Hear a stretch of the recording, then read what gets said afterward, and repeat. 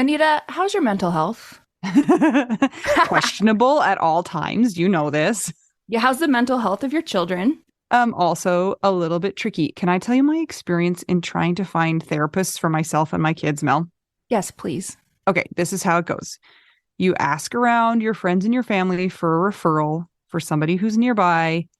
You finally find somebody who sounds like they might work for your family. You give them a call and you find out that A, they're not accepting new patients, or B, they have a huge wait list. So you start over again and you ask people if they know anybody who would be a good therapist and a good fit.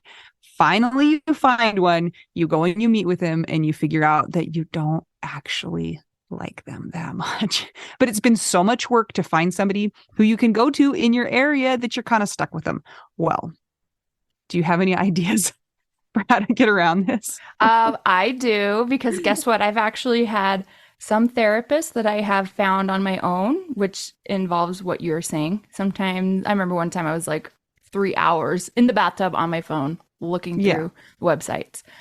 I was such a prune at the end. But I have also had the experience with working with BetterHelp. And it was like, I don't want to say too good to be true, but because it is true, but it's like amazing because I was matched with my therapist within 24 hours. And you didn't have to go through all of that other ridiculous process of trying to find somebody. And here's the cool thing too, is if that person didn't work out for you, you can just switch and say, and it's not like you're committing to another years long search for somebody who you're going to jive with.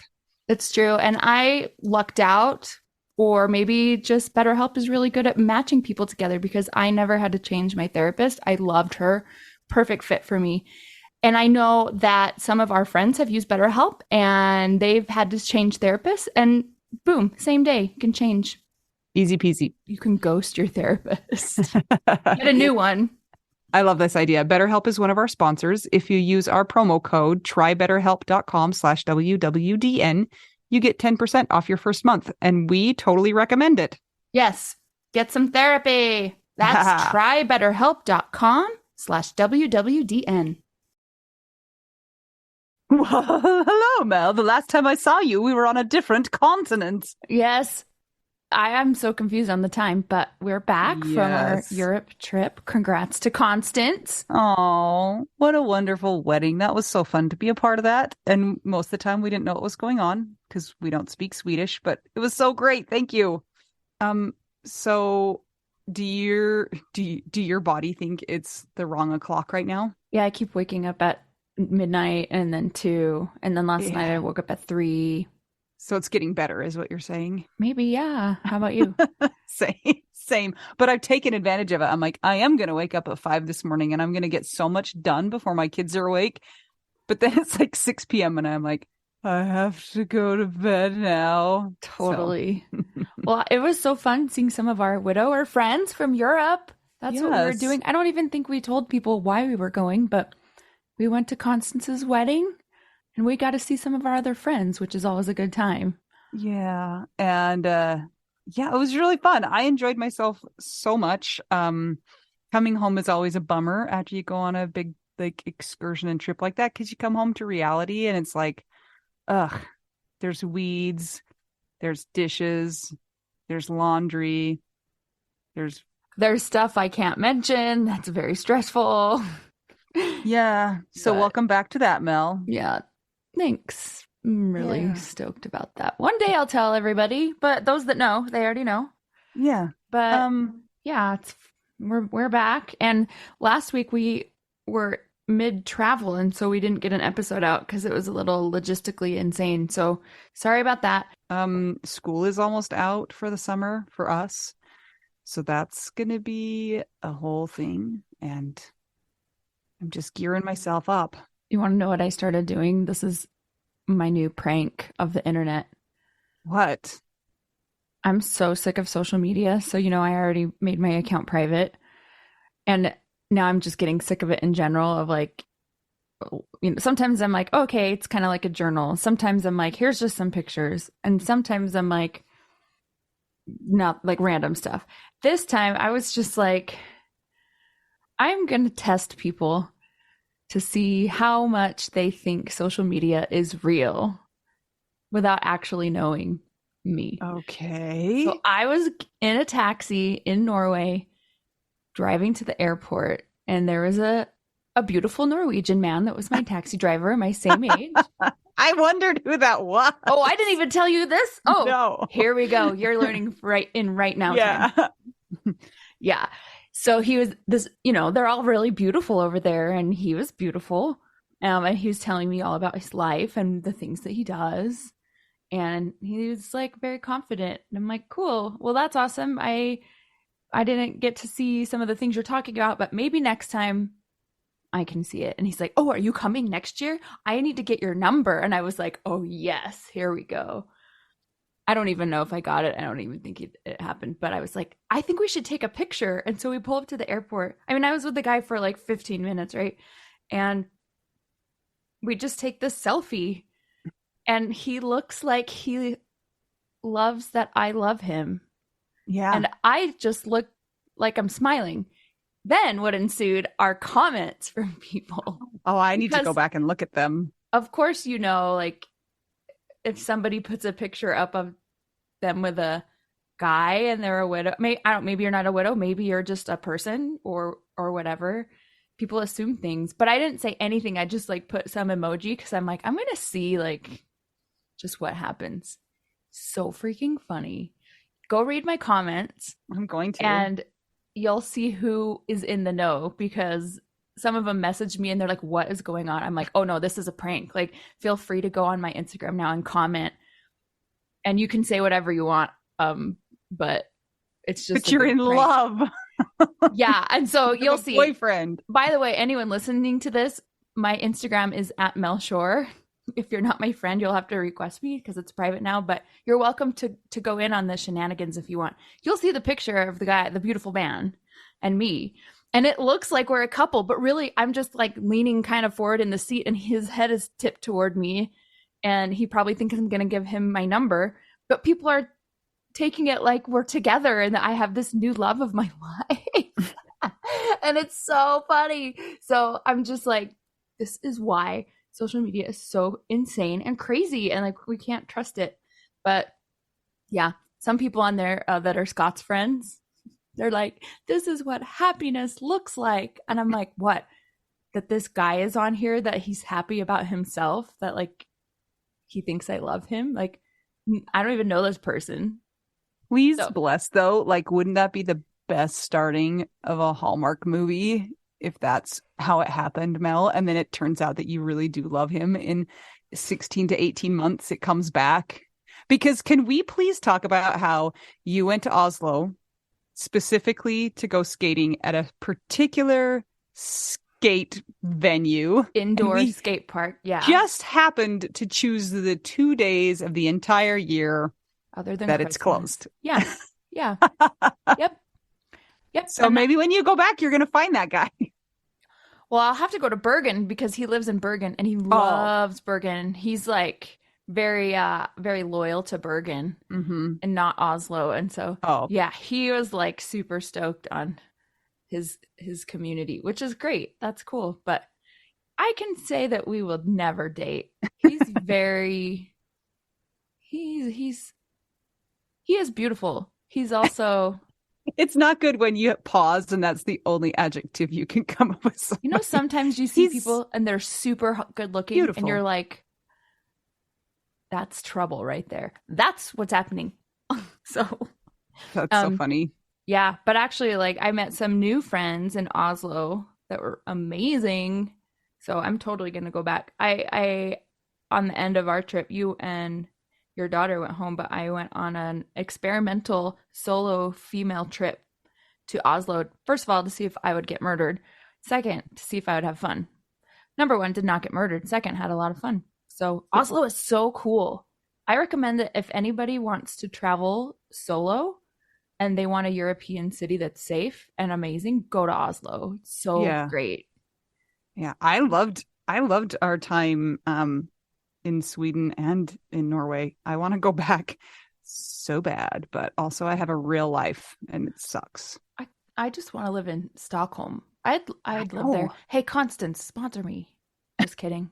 You're gonna live in her like closet or something. She'll let you live there. I don't know. But Sweden is amazing. I loved it the most of all of the things. But it was all great. And it was so great seeing our friend Eric. We got a skate. Eric was shredding. I just was bummed that Amsterdam doesn't really take cashless situations. So that was like interesting to Yes, that know. was interesting. Sorry, Eric. We saw Aaron from Australia in Amsterdam, so that was kind of fun too. So where's our next trip going to be, everybody? I think you should weigh in, tell us where we need to go, and we'll maybe go there and see what we can see. Yeah, if anybody like needs a group piano master class, I can ride off the trip. I'll come and teach I you got piano. nothing. Anita will wrap all of your Woos. diabetes foot ulcers if you have them. Yeah, let's do that. Let's totally do that. We have something exciting coming up in 2 days, Mel. We are going to be speaking at an event at the University of Utah. They have a Zoom link if you want to attend, but you don't happen to live nearby. And they're also recording it, so we're going to put it out as an episode later. So if you forget, that's it's fine. On the 23rd of May. I can't remember what time, but I think it's at like 5, 6, 7. I don't know. we should figure that out. But also it's on our Instagram if you guys want to hop over there and look at that. And we'll post it in the Widow Wives Club as well. If you're interested in that. And speaking of the Widow Wives Club, you guys should come join us there. We have such an amazing group of widows and widowers and people who've experienced partner loss. They're really the best. They are. So guys, we didn't do our Patreon shout out for a few weeks. Nobody seemed to care. So we're doing it today. And we're going to be putting it in different locations, maybe over the weeks and months in the episode. Experiment City. Yeah, just like my Oslo murder experiment and my social media Instagram prank experiment. Please go comment anything you want. You can totally play into it. I love it. I just assumed that you had met somebody like at the skate park or something. No, I don't even know what his last name is. What was his first name? Aspen? Oh, that's disappointing. Why? I wanted it to be like Bjorn Bjornson or something. Yeah, everybody wish me well in my new adventures of my life. And I told Scott's sister-in-law and she told Scott's mom because I was like, hey, just so you guys know, I'm pranking everybody because this is all so dumb. So don't believe it. And they're like, well, we did think you looked really happy. I'm like, well, I always look happy in all of mine. He's just the one in there that is like that's so funny. Tilting his head. If you would like to help support the podcast to get the word of the widow out and you don't want to join Patreon, please consider buying us tacos at buymeacoffee.com/widow we do now. And please give us a 5-star rating and review on Apple Podcasts or Spotify. It really helps with the algorithm stuff that we don't understand. Oh, that BS. It's good. Yeah. Yeah. All right. Oh, okay. Guys. Should we go take a nap and have the episode go? Oh, you can have a nap. I'm going to go edit this. You can go to bed then at 6 p.m. Yes, I know. I have a couple hours left. I'm Anita. I'm Mel. We're 2 young widows. We're just trying to help you figure out widow we do now.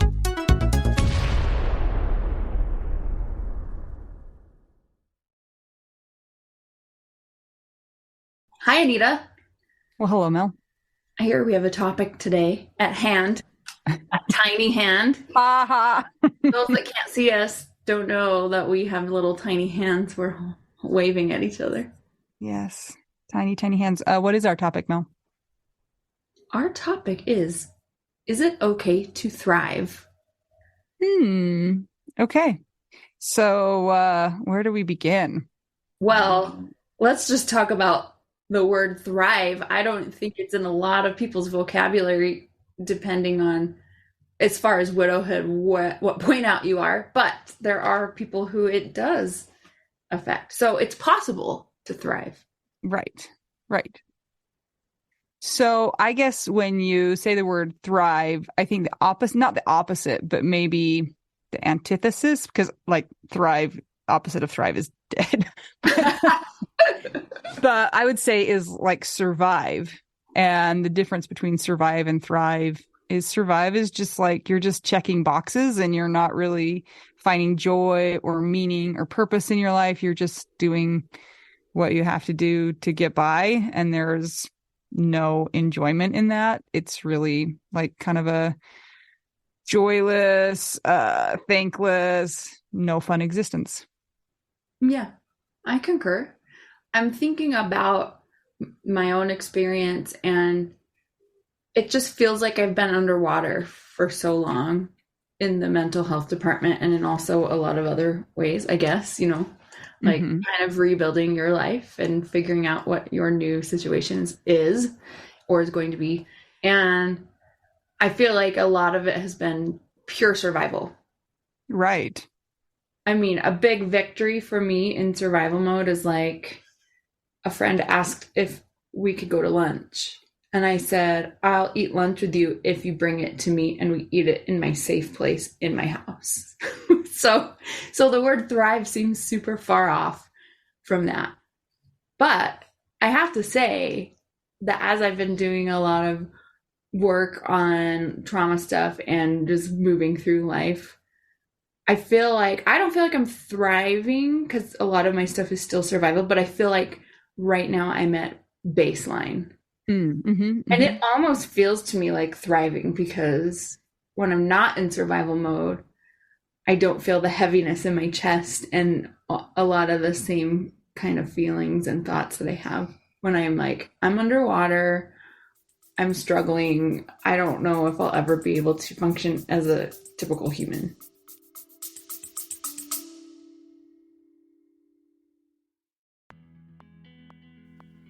Sometimes we assume that unless we had a huge life insurance payout, we don't really need to know anything about investments or even finances.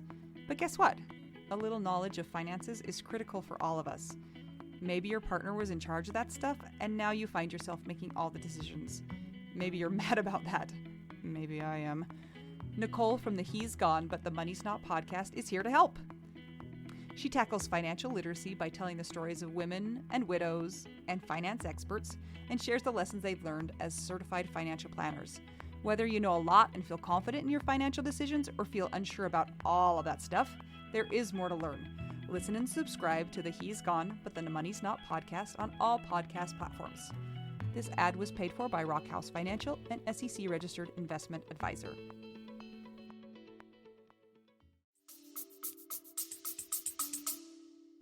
Yeah, I remember in the beginning feeling like I've told people my analogy was that I was a root canal tooth. Like the outside of me looked like a regular person and I moved like a regular person, and I wore clothes like a regular person, but inside I was like dead. Like there were no feelings, no reason to be doing what I was doing. It just felt like I was a vacuum, like devoid, not a vacuum that like sucks up trash, but like a vacuum that has nothing inside of it, inert. That's kind of how I felt.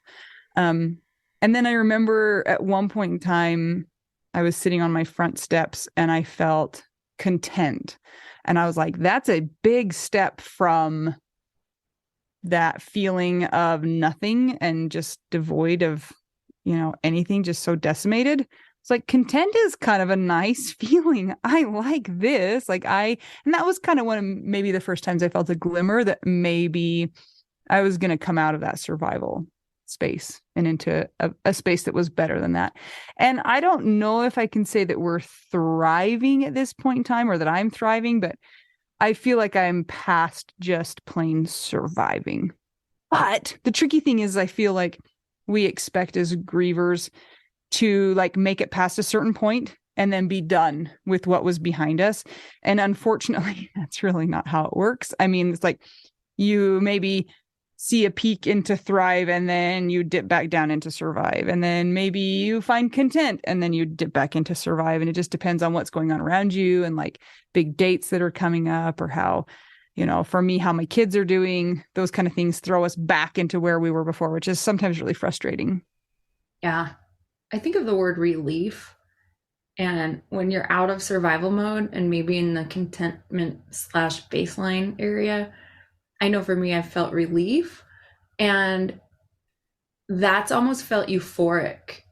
And then I, like a lot of other humans, am like, now I'm going to be like this forever. And of course it's not true. And so sometimes we do have times where we go back into the survival mode, and it's not like it's necessarily our fault, but life is not linear, as everybody knows. So yeah, I totally agree. I have a question. Because Mhm. you're 4.5-ish years out. I'm 5.5 at the time that we record this. So what point in your journey was that contentment? I want to say it was in the summer, in the spring of last year, I want to say. So it was about 3 years. Um, when I just felt like this is okay, it's not the worst. So yeah, I think that's when it was. I was outside, my kids were playing outside, they were laughing. I found myself like smiling at what they were doing. And I was like, oh, yeah. It's really interesting because, a lot of people talk about the second year being worse. And then it almost feels like it's prescriptive for that to happen. And we've talked about this before, that you didn't have that experience. And I feel like sometimes people don't want to say that it's not as bad because, number one, they're worried they're doing it wrong or something. And number two, they don't want to make like the other people who are having a harder time like feel bad. I don't know. Or three, and this kind of gets right to the heart of, is it okay to thrive? They feel like if they're doing okay, then it must mean something about how much they loved their person. Because, like, have you heard that quote? Grief is as big as the love you had for that person, which makes it then feel like if you are doing well, then you must not have loved your person. Because if you had such big love, then you should have sorrow forever. And Yeah. that seems like, I don't know if that's a helpful statement when you think of it that way. That's such a weird statement when I think about it. And also, as Yeah. somebody, like you said, that my second year was not as horrible as my first year, I do feel that when people say the second year is harder, I feel like I shouldn't say anything like, But not for me. not for me, right? Because I'm like, well, I know like hard is hard Yeah. in this situation anyway, and it's different, but yeah, and I don't even know if I think anything was wrong with me, but I did look back and say, oh, well, I had all these other factors that were ongoing at the same time. So it makes sense why a lot of it was settled by year two. So, yeah, whatever your experience has been, of course, nobody's doing anything wrong. It just is what it is. And I think the quote that you said about grief being as big as the person or as big as the loss is really interesting, because here's what happened to me after Scott died. Of course, it's so traumatic.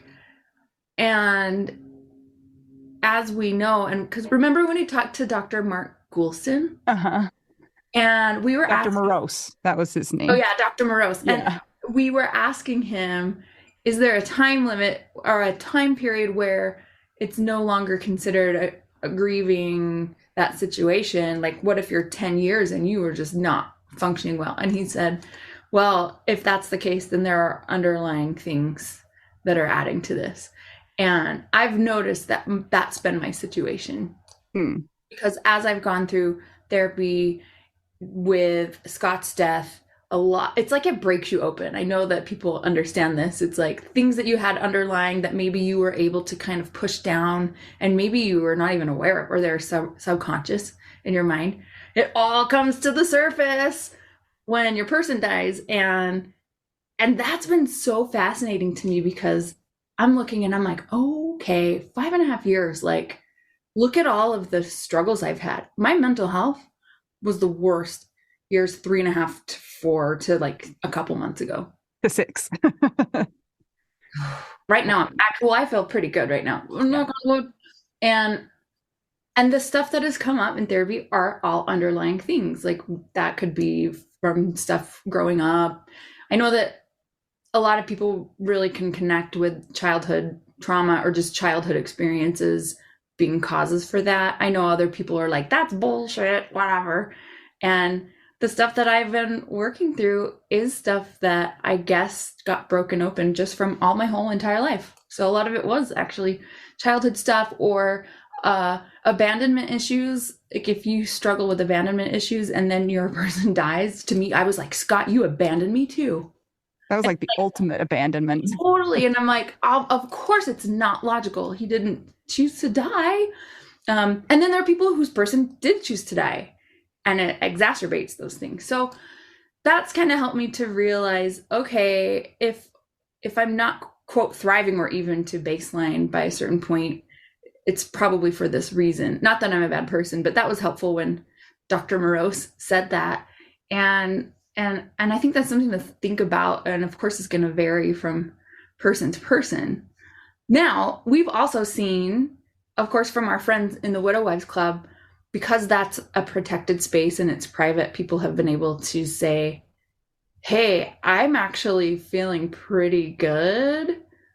Is there something wrong with me? Like, I feel like I know that my experience is different and like I totally, can sympathize with everybody, but is there something wrong with me if I'm like, I actually feel like I'm doing well? I think Yeah. that's it's not hard to be in that place, but it also is kind of mind bending. Yeah. Well, and just like that quote I said before, I feel like when people think of grief in those terms, it feels almost like you're betraying your person if you start to feel happiness again. And for some people, there's almost this desire to hold on to the pain because moving forward with your life or moving past that pain is in a way leaving your person behind. It feels like you are leaving them behind where they are going to stay because, their life ended in such and such a year and they can't come with you in the living realm. So I think like you said, it's mind bending. It kind of really messes with your thoughts and your feelings because of course most humans want to be happy. Like they want to find happiness. It's kind of what we're programmed to do. And so when you're kind of trying to find that balance of not feeling like you're leaving your person behind and honoring your pain because it connects you to that person, it's a really tricky thing to do. And then there is this societal expectation. We've talked about this in a lot of different realms, but if you're too happy too quick, then you're judged. If you're too sad for too long, you're judged. And it's like you actually can't win no matter what you do. It reminds me of a Ricky Nelson song, I think, that he wrote about his night at Madison Square Garden. And now I have to look up the quote. Hold on. It's actually very pertinent. Hold on. It makes sense in the context. So the chorus to the song is, but it's all right now. I learned my lesson well. Can't please everyone, so you gotta please yourself. And it's so true. It's hard because there's a lot of expectations, that we put on ourselves or others put on us. And so there's that. Here's something that's interesting. I know that we identify as widows and our experience is centered around that. I've heard this is specifically from a friend of mine that had a lung and heart disease. And she was so sick for so long. And she had a blog and a lot of support, like public support. And her condition eventually went into remission. And then one of her blog posts was about, who am I without this condition being this way? And she talked about grieving it. That's and not that our widowhood condition goes away, like the event always will have happened, but we do move through time with it. And so I wanted to talk a little bit about that, grieving acute widowhood, I guess. Grieving grief? What would you call it? Well, I don't know what I would call it, but grieving grief is kind of, grieving your identity as a griever, as that starts to become, and we've talked about this too, like what you explain yourself in your Instagram bio, like your top 5 words. And when you're first a widow, it's like number 1, like that's the most important thing that's happened in my life. And then as time goes on and as you add more to your life and you have new experiences, maybe it's not in your top 5. And then do you grieve that part of you is now not part of you? I don't know. Like that's also kind of a weird thing to think about. but I People, do think yes. people have asked me if because we do widow podcasts and we run grief support groups and we're daily in the widow community, if that's held, I guess they asked us if it's held us back or held me back, maybe at the time. And kind of keeping us like in that. I guess the question was meant to be like, are you wallowing, basically? That's a Or great does word. this prevent you from moving forward? And for me, I don't think so, because I just don't think so. I can see why, yeah, it does add to keeping those experiences of others and people who are going through those things close. And I don't know, maybe, but I don't feel like I wallow because of that. I feel like just more connected to the widow community. Yeah, that's something I've had to spend some time thinking about too. Is it something where if you're always really, like half of my Facebook and Instagram is grief, people who are experiencing different things about grief. And it's just like, if that's all you ever, are intaking, then is that all you think about? And I think it changes from a place where you're looking for support to a place where now you're trying to provide support. And so I think it has switched for me a little bit. Like in the beginning, it was like I needed to read other people's things so I could be like, yes, me too. Like I'm normal, I'm fine. And now it's more like I'm here and I can say, like, yes, that happened to me too. And I can be the person to kind of help other people, I think. And also, I look at people like Michelle Neff Hernandez, who is the founder of Soaring Spirits and Camp Widow. And she's like many years out of widowhood. I don't know how many, but it's like 15, 20 years. And she's still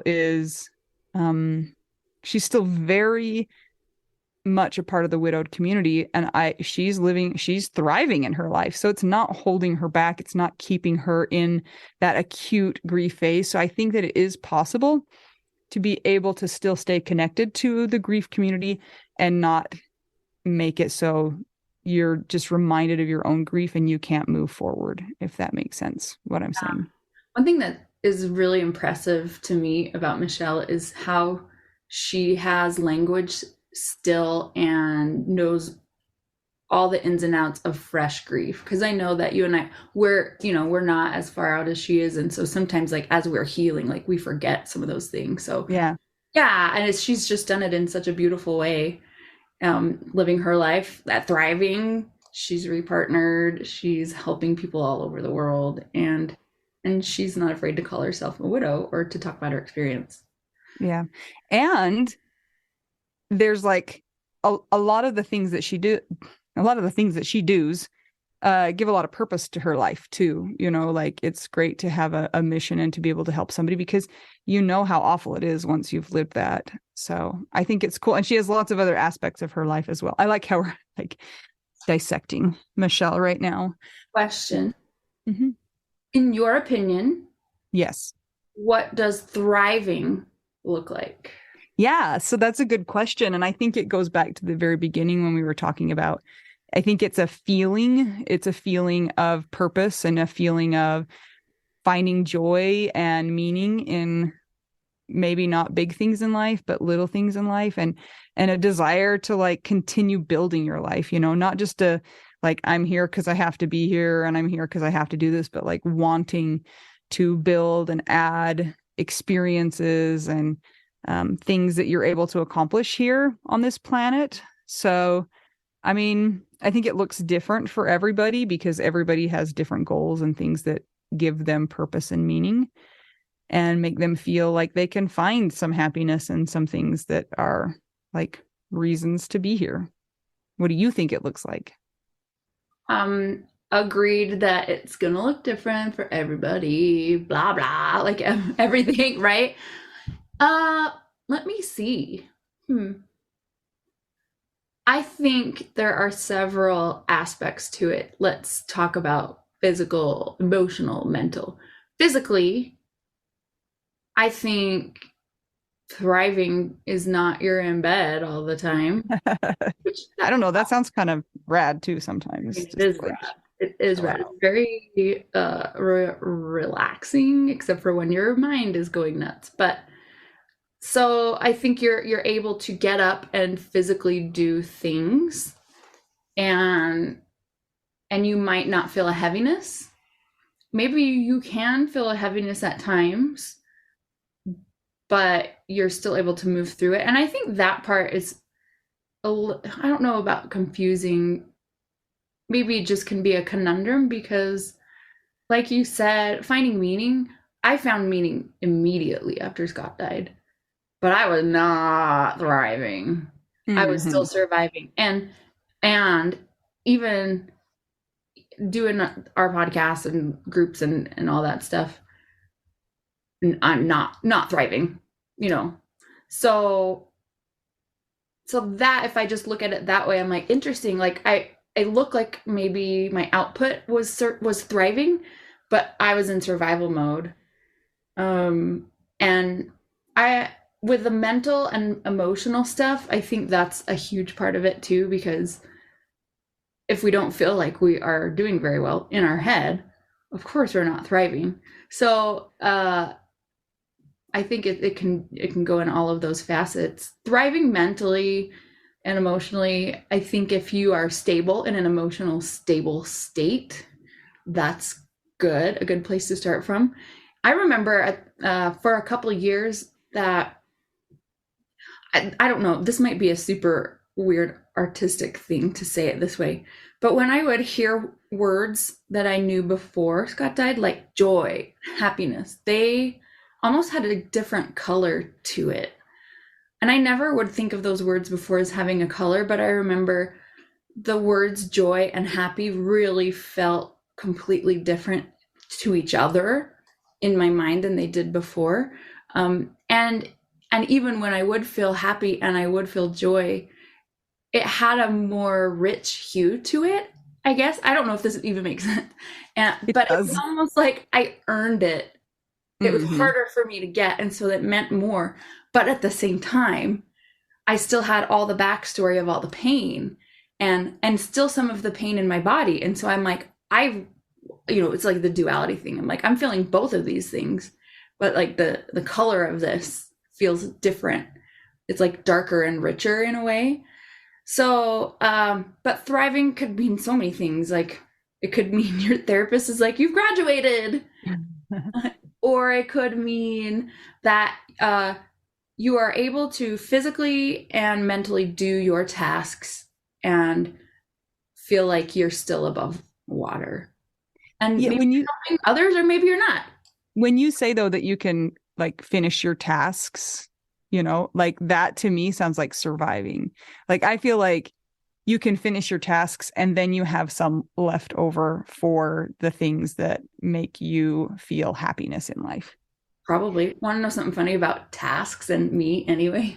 When I'm doing my best and I'm my happiest, I don't get anything done. I'm like, yes, I love my life, and I'm more productive actually when I'm not doing well. It's weird. Yeah. In it to a point. To a point. Yeah. I don't know. Okay, I wanted to say something about you talking about the color of joy and happiness because I think that that is like a very visual and almost like a kinesthetic idea.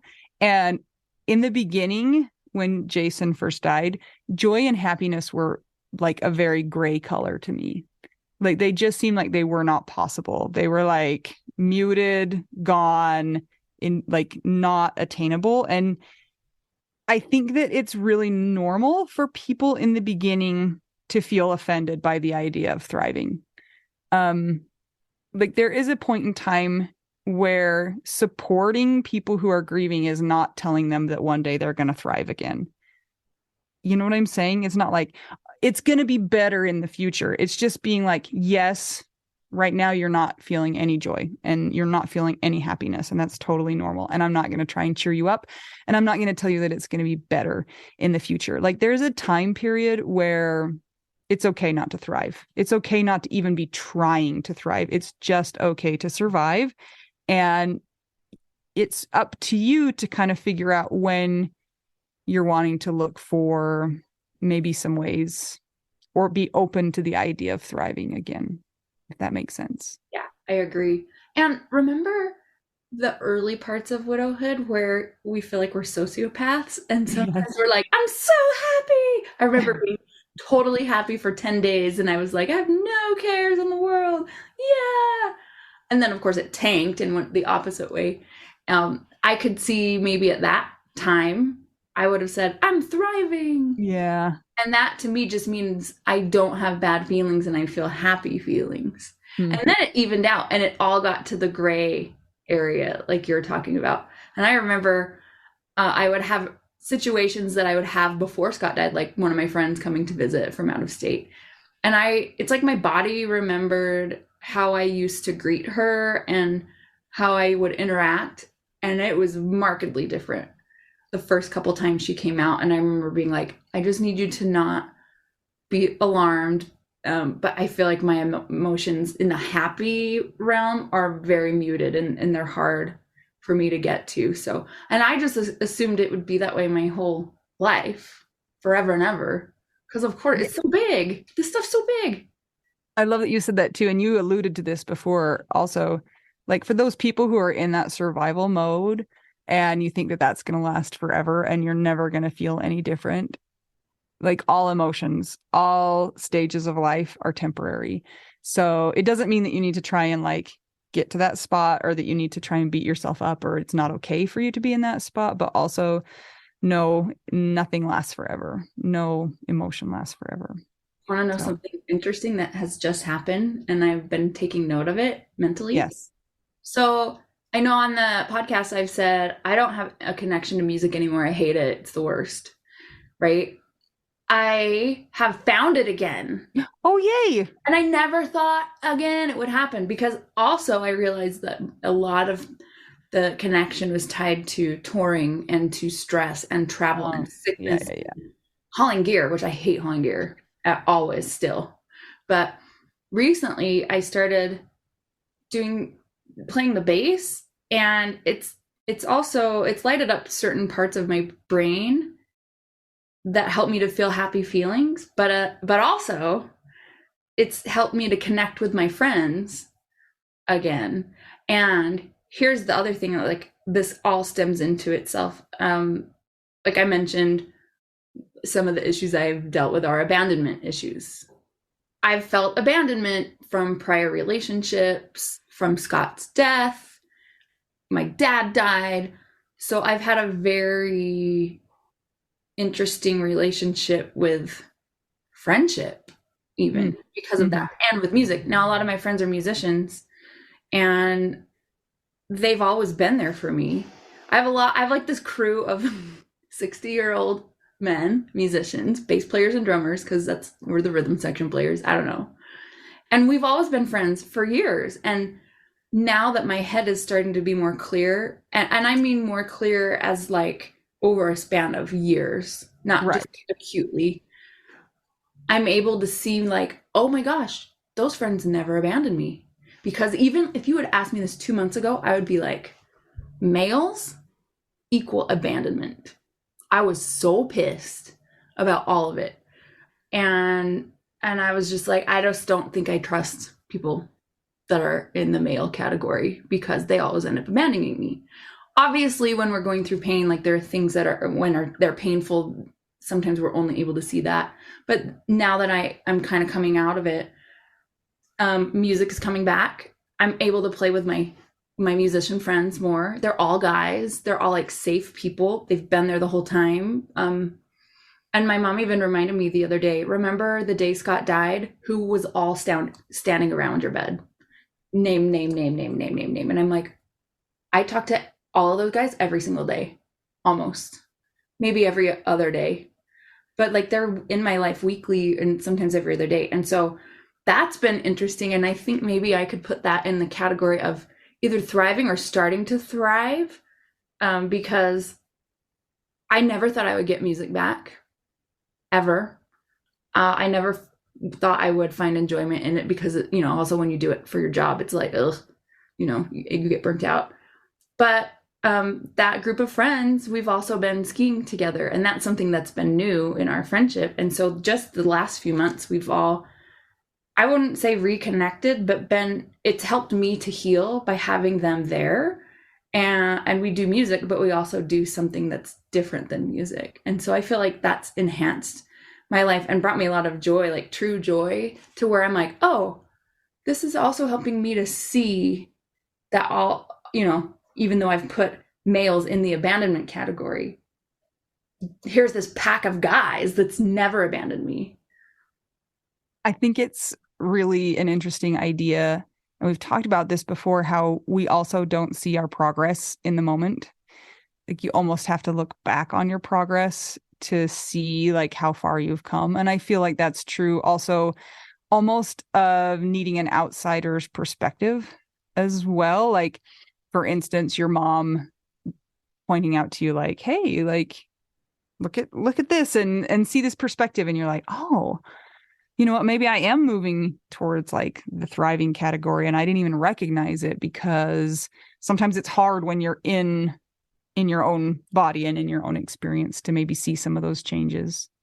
So that's kind of interesting. You feel any of those kind of shifts so far? Yeah, I mean, I really do. And I don't think that there's like, I can't be like, I like music again. But there's just more times, just like I talked about that contentment, there's more times where I find myself like wanting to do something or laughing or planning something that's fun for me or for the kids, and feeling like I'm having a good time, that everything isn't the worst all the time and everything isn't a chore. And that's not to say that it's not hard. Like, it's still hard. I'm still responsible for a lot. And all of this is really hard. It's still really hard to be a widow, but I don't hate it like I used to hate everything all the time. And everything was like, because I'm a widow, I hate everything about my life. Like now I'm like, I hate parenting because parenting is hard, right? I mean, I hated parenting when Jason was alive. Like parenting was hard the whole time.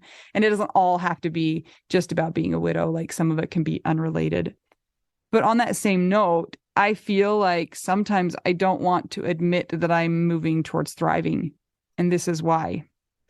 Because I feel like mostly the outsider, the muggle community, and maybe even within the widowhood community, if you say like, I'm doing really well, then people are like, oh, great. Like, we're done. Bye. Like, we don't need to support you. We don't need to try and understand the struggle it is or the heartache or the pain that you have. Like, people just declare you healed, and then they're done giving you any sort of consideration because of the situation that you're in. And I don't want that either. I want to be able to like have my struggles and have people see the difficulties and the like heartbreak that I still experience with grief and with my kids and their grief, and to be able to say like, and she's doing, and and she's got a lot of wins going on, a lot of triumphs, but it's not over either. Yeah. If that makes sense. I like how you use the word healed in there, because I think a lot of us equate thriving to healed. Mm-hmm. Yeah. I mean, look at like freaking Lance Armstrong that won all the things, and then everyone could say he's thriving and living the dream, and then boom, look what happened. He's a cheater. Busted. They're all cheaters. Go watch Icarus on Netflix. Oh my gosh. Most fascinating. Yeah. Yeah, that is an interesting thought though too, is that there such thing as being healed, right? I don't know if there is, but I think that you can say that you're thriving and you can still have struggles that are widowhood or grief related directly. And we still need help. Like I can be thriving and I still need somebody to come help me with my sprinklers. I can be thriving and still be like, I need help because I can't be in two different places at once, things like that. So I think thriving is a weird word because it seems like it's a destination. Mm-hmm. Yeah. Would there be a better word or phrase? Like, no, I don't know. I'm doing well right now. Yeah. It's been going well for a while and I'm feeling happiness. Like, what else? Are you saying like if somebody asks you how you're doing? Yeah, because like if someone walked up to me and they're like, you're thriving, I would be like, what does that mean? Like, financially? Hey, that's a big no. I would have feelings if somebody came up to me and told me I was thriving too, because I feel like that's a very personal declaration, right? You can't tell somebody else they're thriving because you don't know what's happening in their bed at night or in their shower, or like in those private moments where you're not on public for other people to see. They don't see the small things and the difficult things. They only see you at the soccer game or whatever, and they're like, you're thriving, and you're like, want to punch you in the face because no, I'm not. Like, I put on pants today backwards, but I did put on. Thriving. Here's what's funny. People look at my skateboarding stuff and they're like, whoa, you're doing so amazing and this and that. And I'm like, all of that effort is only to get rid of rage and anger. Yeah. And so it's funny because I'm like, what? And I'm like, oh, they see the ramp built. They see that I'm doing skill. And I'm like, totally. Like, if I didn't have the emotional part of it, totally. It's awesome. And it's a pretty big feat. And it's kind of hilarious when I look back on it. So yeah, I think that the different components are going to be different per person, and thriving doesn't mean in all of the facets either. You can be poor like me and thriving in a way that you just notice that you like music again and that your friends have always been there when you forgot that they were there. I definitely think it can be paradoxical, right? Like some of those things that appear to be thriving are actually you're doing them to survive. And I think a little bit of that is talking about it, and explaining that it's not really thriving. And I also think that we can feel like we aren't thriving and thriving at the same time. Like we're kind of like coming in and out of that. So yeah, but I know it's possible because I know so many widows who say that they really like their life. Like they're really happy in their life. And I've even met a few of them who say they like their life better now than they liked their life before. Really? Tell me more. I mean, and it's not even people like you could be like, oh, it's probably because they were in an abusive marriage or, something like that. But I know a lot of people who it's usually people who have been out in widowhood for a long time. And they're like, my life I have a wonderful life now. And I feel like I have a happier life even than I did before. And probably just because like there's more experiences to them and they've had more time to create relationships and have family, and people have been able to like deepen those relationships and the experiences of their life. So, I mean, I think it's totally possible, and I think it's okay to do that too. I don't think you need to feel like you're betraying anybody if you're doing well. Like there's no shame in that either. Totally. I think it would be good to talk about somebody that's listening to this that's like, there is no way thrive is going to be in my vocabulary ever. What do I do? So let's talk about some of those aspects that maybe are not going to even get you to baseline level, but maybe will just help you through your survival period. Yeah. I totally felt like deep down in my heart, right after Jason died, I knew that it was going to be okay someday. And that my only job was just to hang on. Like, and a lot of times I felt like it was like by one teensy little fingernail that I was just holding on. But like the whole thought in my head was just like, you just have to hold on, like just keep holding on and you're going to be okay. And I feel like that has happened. Like I've held on for a really long time. And then it felt like, okay, like I have a better grip. It's not just my fingernails, like my fingers are on there. And the tricky thing is that then you get like massive forearm muscles through this whole process too, right? Like mine. Yeah. I mean, serious. That's so interesting because I remember I never felt that or thought that. I knew that it would be okay because I'd been through stuff before anyway. And I'm like, I know there's a process to this, but I just kept feeling so beaten down over years and years and years with different crazy situations. And then of course, like, let's like add death to it. Why not? That I just was like, this is never ending. Like it's never going to end. And so I was resentful when people would tell me that it would be okay. It's like the last thing I want to hear is like that. But yeah, I think if you're deep in it right now, it super sucks and you're there. Like acknowledge that you're there If you don't want to hear that it's going to be okay someday, that's okay. If you do, and that gives you some hope, listen to what Anita's story was about that, about how maybe it's not entire hands that you're holding on by. Maybe it's one little pinky of your non-dominant hand. Yes. For sure. Well, and I did not like people telling me it was going to be okay either. I felt like it was like, it's just like, something, but also everything is screaming that that's not true at the same time. Like, I was like, deep down, like, I know we're going to be okay. I don't know what okay looks like. I didn't think I was going to be happy again. Like, I didn't ever think that I would be probably in the thrive category, but I thought I would be in like the like you said, baseline or just like existing category. I did not like people telling me that either. I thought that was like rude.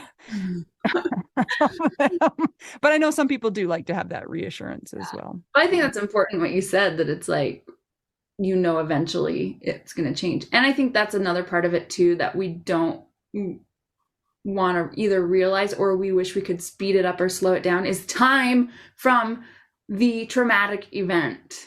Yeah. That's what creates space. It's not just time either, though. I would say it's like experiences that add up over time, right? Like, if you were to be put in a coma for 2 years and wake up, like, it's not going to be any better when you wake up. But because those experiences add up and you have more life without your person, and you learn like how tough you really are, and like how amazing and how hard it is, and all of those things that you didn't want to learn, then you start to create that space. And you said this before, it's like, you don't know when you're in the middle of it, what's going on. And then you can look back and say, oh, look at what I did. Holy cow. Yeah. So that's one thing that you can count on, is time passing. And as you go through different experiences, like, they accumulate, and you have that to give you some feedback, I guess.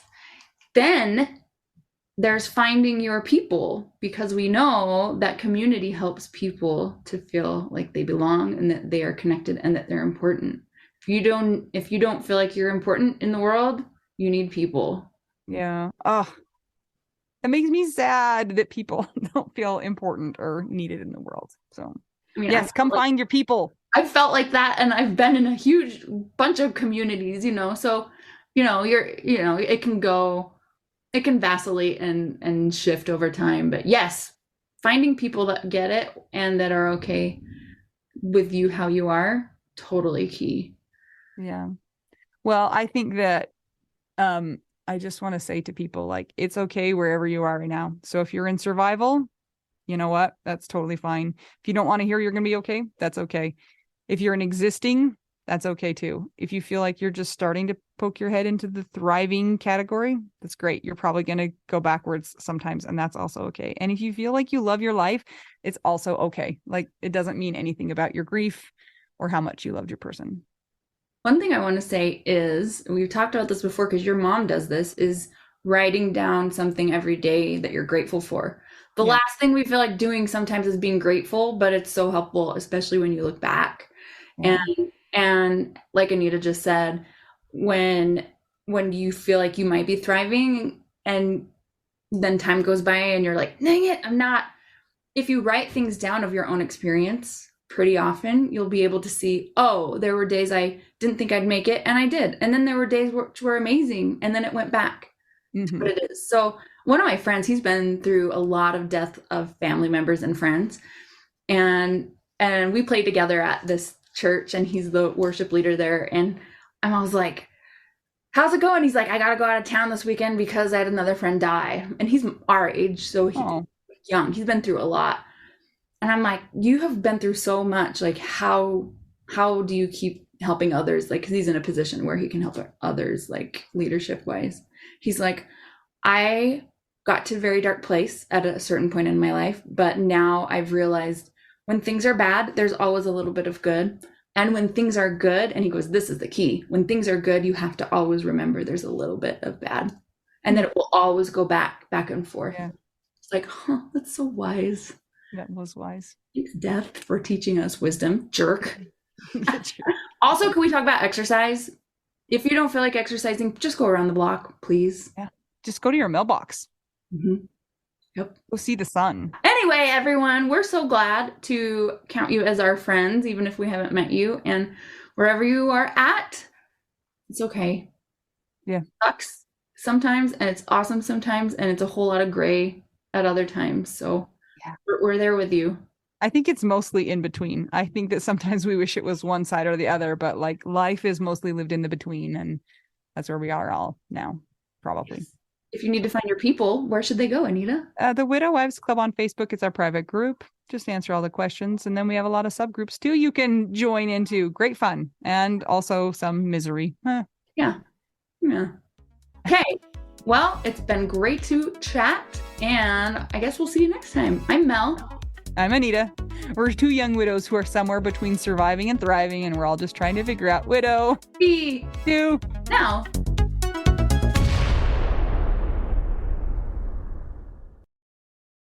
This is fun. We're going to start with our newest wedded friend, who's one of our patrons, and that's Constance. David Kelly. Dawn Satterwhite. Emily Wiesenberg. Wow. I got it right. Evelyn Flores. Gail Bell. Good job remembering. Heather Mullins. Ivan the Meisner. Kat. Krista Waite. Maya Glasser, our favorite rabbi. Neil Hooper. Becky Ziba. Sam Finlayson. Karen Cornejo. Alexis King Audello. Amber Alanis Vela. Amy Hartman Martell. Amy Neal. Ashley Hahn. Barbara Schneeberger. Okay, is it Becky Loiters? Becky. Becky Loiters. Becky L. Berkeley. Brandy Younger. Brittany Pedro. Chris Steffen. Cindy Wilkerson. Connie Remich. Danielle Catterberg. Not a Debbie Downer. Dennis Brazo. Jean Marie Massey. J2. Jenny Taylor. Jennifer Beal. Jennifer Brown. Karen Lindsay. Hey, Karen. Hi. Carol Schultz. Lara Aguirre Penner. Leah Johnston. Lisa Hardman Powell. Lou Clausen. Auntie Marie Hoffman. MK Anderson. Meg Murto. Patricia Weist. Rachel Barbosa. Sarah Morris. Simone Fu. Sunshine Haven. Alicia McAllister. Amy Burke. Ann Drennan. Anna Tracy. Audrey Henniger. Christina Scambato. Christine Anderson. Cindy Reno. Don Barber. Debbie Fells. Deborah Westwood. Doris Reichel. Eileen Stevens Dem. Wait, was that right? I think so. Ish. Okay. Emily Toledo. Eric Vandermeulen. Yeah. I hope your elbow is okay. Oh, yeah. Get them Sent me a picture. It looked so gnarly. I know. Yeah, he earned that, though. Very proud of you, Eric. And Aaron, stage 10 Klinger Posick. Gabe Lozano. Gia Benoit. Gina Haas. Ian Sini. Oh, my favorite Jackie. Jan Colarusso Seeley. My mom. A secret patron. Jennifer Davis. Jenny Armstrong. Jennifer Dickinson. Well, hello. Oh, welcome. Jenny Barrow. Jennifer Sanders. What? Yeah, you skipped one. Oh. There's two Jennifers right now. Oh, now. I thought someone got married and I didn't know that their name changed, but I just read the wrong one. Jenny Dippold. Jocelyn Milo. Johnny Walker. Judy Malkin. Julie Stevenson. Karen Ochoa. Karina Jacobo. Kathy Mary. Did you say Mary? Katie Getz. Katie Radcliffe. I was hoping you wouldn't notice. I totally noticed. Katie Saucier. Is that how you say it? Sounds so fancy. Does sound. And hello, Katie. Kara. Kara the Scara. With the neon pink wig. Kevin Ferry. Chris Morgan. Laura Bradbury. Laura Keeley. Laura C. Linda. Yes, Lindsay Ganobka. Marjorie Lewis. Marianne Hammond. Marianne McDonald. Mary McGowan. Melissa Bowers. Melissa Hancock. Missy Muirstein. Naomi Brown. Rachel Tang. Rebecca Olemaker. Robin Flam. Stacy Saywert. Tammy Terravest. Tara Urban. Welcome. Oh, hello, Tara. Trenton Thompson. The Valerie Packer of Doom. And finally, international globetrotting Wendy. Did you know that she is Norwegian? You told me that. Yeah. Yes. It's so cool. Thank you to everybody who supports us on Patreon. We really, really couldn't do this without you. So we appreciate it so much. And it also helps the people who aren't able to participate in Patreon to have the podcast for themselves. This is my favorite thing to discuss with you. Tell me, what is it? One of my favorite things. I do enjoy tacos and cheese and dogs.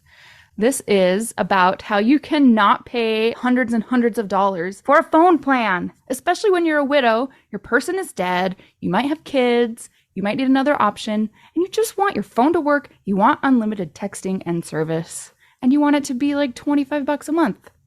It blows my mind that they have plans that start at $15 a month. That is so cheap. And the cool thing is it uses other 5G networks, and so you don't have to pay extra for that, and you still get great service. Yep, Anita and I have traveled all over, and I have used my phone. So I highly recommend it. And my mom's even on it. When my dad died, we put his phone down to the cheapest plan, which is $15 a month. And I think my mom's on the $20 a month plan, and it's so worth it. It's so much cheaper than what we were all paying before. So I highly recommend it if you're on a budget or not.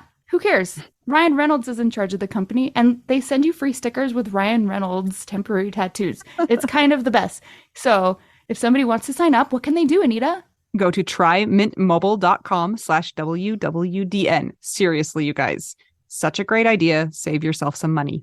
And if you're worried about losing data or having any changes with your phone, not going to happen. They walk you through it. Everything's fine. It's the easiest process of all time. Again, that's trymintmobile.com/WWDN.